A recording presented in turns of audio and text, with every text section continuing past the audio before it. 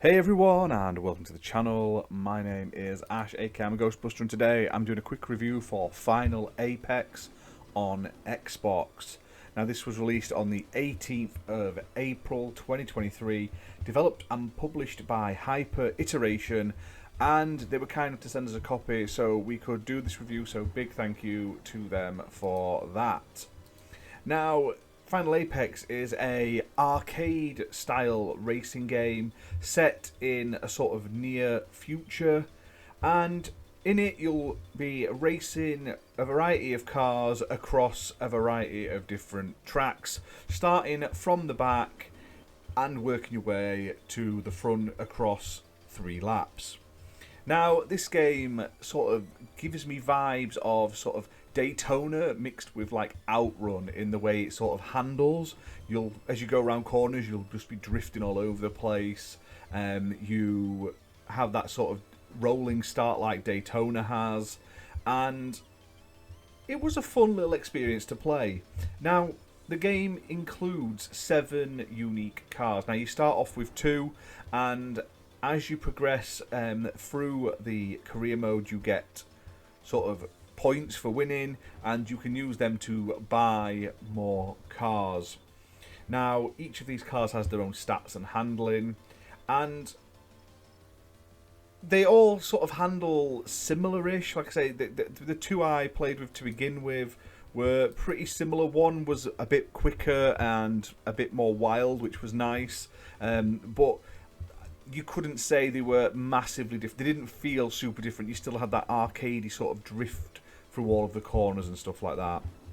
Now, the game features quite a lot of tracks. There are 78 different tracks to play through across the career and series game modes.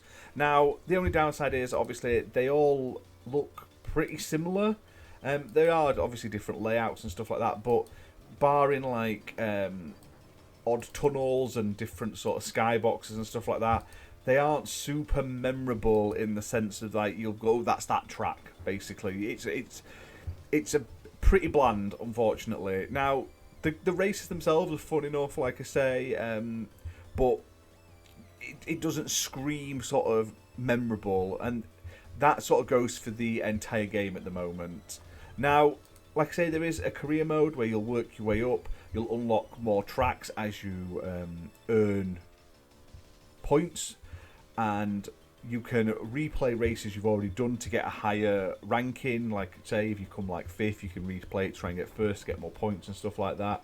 And there's also the series mode, and there is a sort of test drive mode, which is just basically driving around the tracks, basically.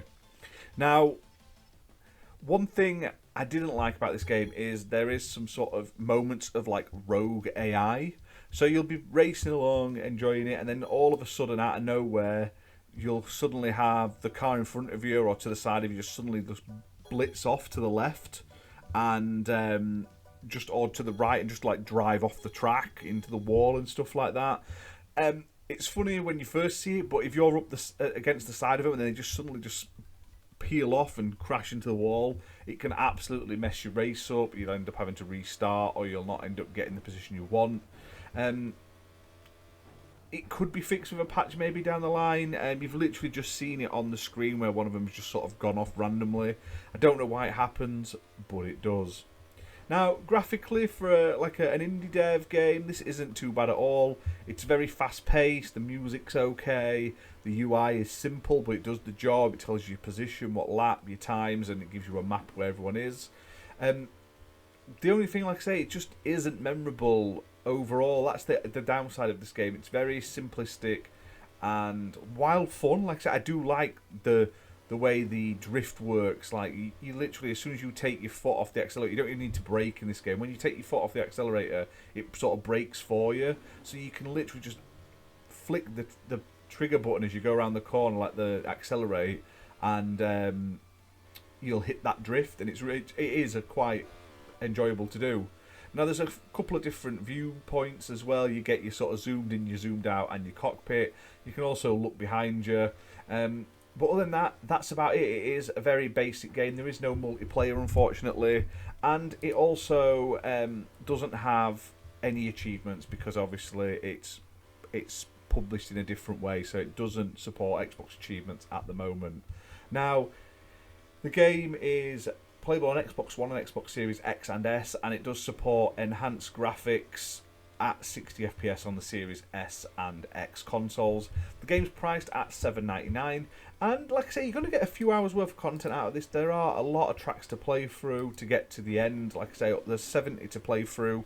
I wouldn't say they're all sort of like amazing, but there is a lot to do. There's a lot of races you've got to go through to get your points and stuff to unlock more cars and stuff. But other than that, it's not a bad game.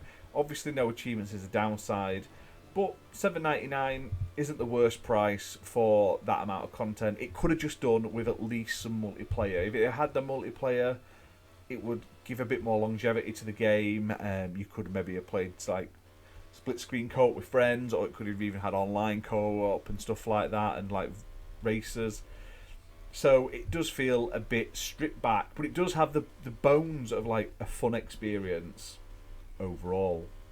But that's it for this video, guys. Hope you've enjoyed it. If you have, hit that like button, hit subscribe, and we'll see you soon for more content. Bye for now.